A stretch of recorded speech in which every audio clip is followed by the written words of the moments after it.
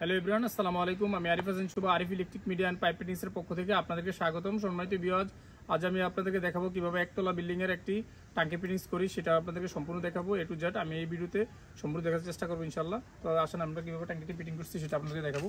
তো এটা হচ্ছে, যেহেতু আমাদের এটি একতলা বাড়ি, তো আমরা 1000 লিটার ট্যাঙ্কি হলে বেস্ট হয়ে যায় আমাদের। তো এখানে আমরা সর্বপ্রথম একটা ট্যাঙ্কি প্রয়োজন হবে, তারপর হচ্ছে আমাদের একটা ট্যাঙ্কি ফিটিংস লাগবে, তারপর একটা এলবো লাগবে। তো আমরা এখানে একটা ইউনিয়ন লাগিয়ে দিয়েছি, যদি ভবিষ্যতে আমাদের যে মোটর লাইনটা ইন হয়েছে যেদিক দিয়ে সেটা যদি খোলা লাগে, তো এই জন্য আমরা ইউনিয়নটা ইউজ করছি এখানে। অনেকে আবার ইউনিয়ন ইউজ করে না, ইউনিয়নটা ইউজ করলে হচ্ছে ট্যাঙ্কিটা যে কোনো মতো সরানো যায়, যে কোনো কাজ করা যায়। তো এই হচ্ছে আমাদের এখানের অবস্থা। তো এখানে হচ্ছে আমরা এটা নিচে একটা নিচে দিয়ে লাইনটা ইন করছি।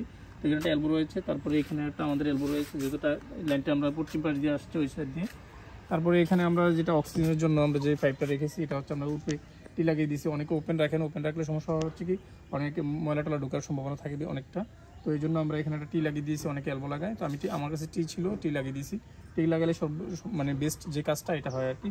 তো এই দিক দিয়ে আমাদের যে লাইনটা আমরা টাঙ্কি থেকে এটা সাইড থেকে 5 ইঞ্চি উপরে রাখবো। তারপর হচ্ছে আমার এখানে যে আমরা টাঙ্কি ফিটিংসের পরে যে ফিটিংসটা লাগবে, এখানে আমরা একটা টি লাগিয়ে দিয়েছি 1 ইঞ্চি টি লাগানোর পর একটা নিপেল লাগিয়েছি। তারপরে আমরা এখানটা এলবো লাগিয়ে দিয়েছি, তারপরে আবার একটা আমরা নিপেল লাগিয়েছি। তারপরে আমরা গেট বাল্ব যেখানে লাগাইছি, গেট বাল্ব লাগানোর কারণ হচ্ছে যে আমরা আগে ইউনিয়নের আগে গেট বাল্বটা লাগাবো, যেহেতু আমরা অনেক সময় ইউনিয়ন পাইপ চেঞ্জ করা লাগলে, খোলা লাগলে আমরা আগে গেট বাল্বটা বন্ধ করে আমরা ইউনিয়নটা খুলতে পারবো।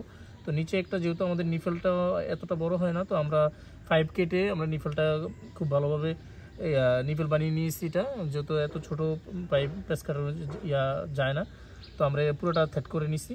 তো এখানে আমরা ইউনিয়ন লাগিয়ে দিয়েছি একটা নিপেলের পরে। তারপরে এদিক দিয়ে যেহেতু আমাদের দুই পাশে লাইন যাবে, তো একটা হচ্ছে আমরা পশ্চিম পাশে নিচ্ছি, একটা হচ্ছে পূর্ব পাশে।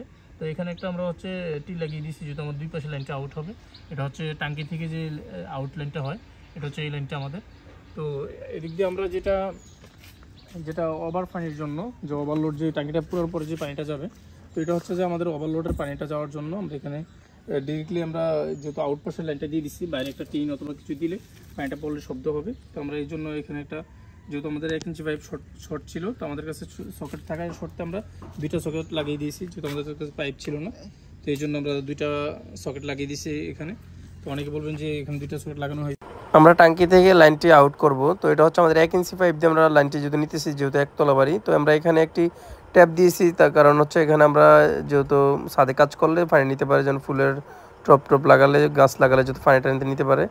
তো এদিক দিয়ে আমরা আরেকটি লাইন বিল্ডিংয়ের সামনে নিয়ে যাব, কারণ হচ্ছে এখানে সামনে নেওয়ার কারণ হচ্ছে যে, তো এখানে যদি আমরা একটা বেসিং দেয়, বিল্ডিং যদি হাত ধুয়ে বিল্ডিংয়ে ঢোকা যায়, অনেক সময় আউটসাইডে অনেক কাজ থাকে, তো পানিটা খুব মানে ইজিলিভাবে নিতে পারে টাঙ্কি থেকে।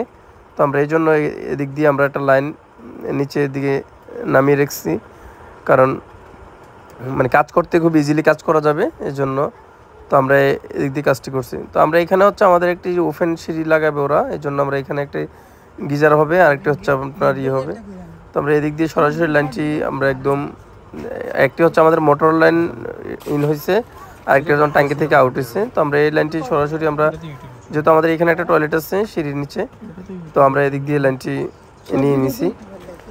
তো আমাদের কাজটা হচ্ছে আমরা মানে এদিক দিয়ে মোটর লাইনটাও আসছে, আবার পানির লাইনটাও গেছে। যেহেতু আমাদের পশ্চিম পাশে একটি টয়লেট রয়েছে, ওইখানে একটি টয়লেট, একটি কিচেন রুম রয়েছে, তো আমরা সম্পূর্ণ লাইনটি ওইদিকে নিয়ে নিছি। তো আমরা চেষ্টা করেছি খুব ভালোভাবে কাজটি করার জন্য, মানে একদম নিখুঁতভাবে যতটুকু চেষ্টা ছিল আমাদের।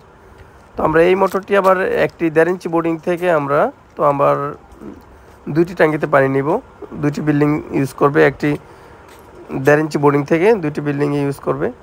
তো এই দিক দিয়ে হচ্ছে আমাদের লাইনটি আমরা নিচ থেকে উপরে এনেছি ট্যাঙ্কির মধ্যে। তো আপনারা চাইলে মানে কাজটি খুব সুন্দরভাবে, মানে যদি একটা মিস্ত্রি চায় একটি কাজ সুন্দর করবে, উনি করতে পারবে। তো এটা হচ্ছে আমাদের মোটর থেকে আমরা যে লাইনটা বের করছি। তো এখানে আমাদের বাইরে ফ্রেশ পানি লওয়ার জন্য একটি ট্যাপ রাখছি, তারপরে এদিকে মানে গাছগাছালিতে পানি দেওয়ার জন্য লাইন রাখছি। তো আমরা এখান থেকে হচ্ছে আমাদের 1.5 ইঞ্চি বোর্ডিং থেকে আমরা 2টি ইয়ের মধ্যে লাইন নিয়েছি, 2টি বিল্ডিংয়ের মধ্যে।